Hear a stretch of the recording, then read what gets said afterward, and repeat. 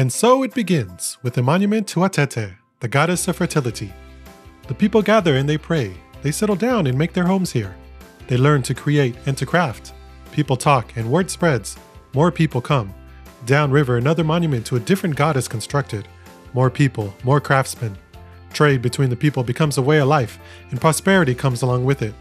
These are the humble beginnings of a civilization. And so was born the Great Zimbabwe.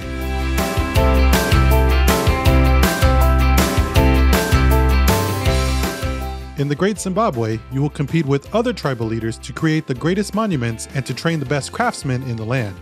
Doing so will grant you victory points, and the first to 20 is the winner. Every round begins with an auction to determine turn order. When making a bid, you will place the cows, the currency in the game, on the placards that are on each player's colors. The bids are evenly dispersed among the placards, and subsequent bids must always be larger than the previous one, continuing where the last player left off. If you don't have enough to bid, or you choose not to, you can pass and move to the last available space on the turn order track. Once turn order is established, the cows on the placards are given to the respective players. In this way, wealth is dispersed from the ones who are rich and have a need to go higher in turn order, and evens out the overall wealth in the game. On your turn, you may do one of 3 actions. The first is erecting a new monument. Every player begins the game with a single monument already on the board, and this action allows you to have more. Simply place a new monument on an empty space that is not adjacent to another monument. This will also increase your score by 1.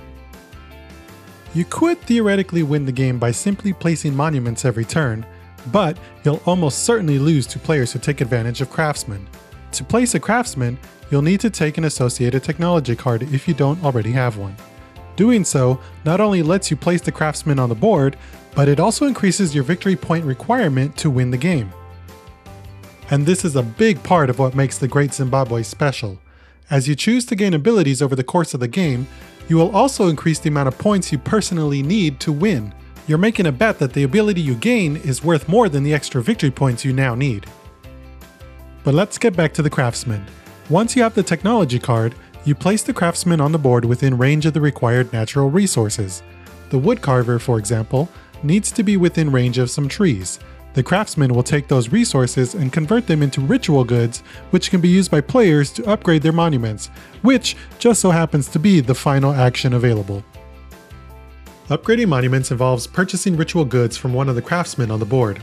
Monuments can be upgraded to multiple levels, and each level requires more and more distinct ritual goods.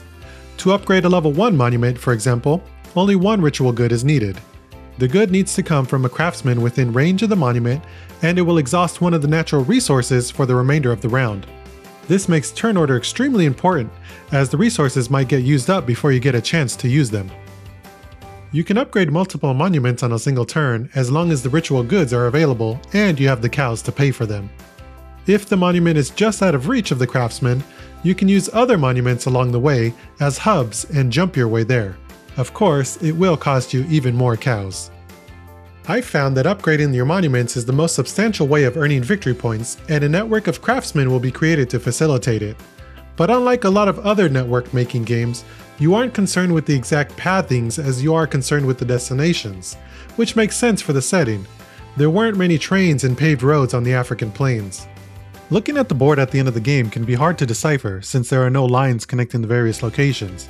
A mental image of spidering pathways is slowly pieced together from round to round, and can only be truly appreciated after witnessing the game play out for yourself. It would be like reading just the last chapter of a book. Sure, you'll know the ending, but the journey is what's important.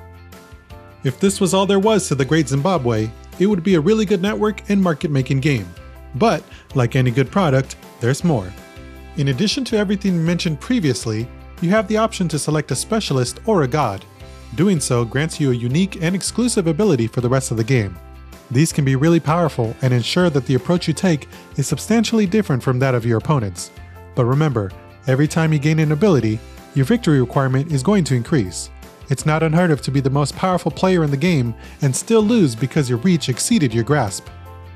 Since my first play, I've been smitten by the Great Zimbabwe.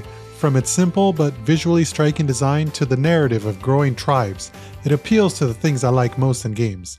Every placement, every auction, and every decision has long-lasting ramifications to everyone at the table.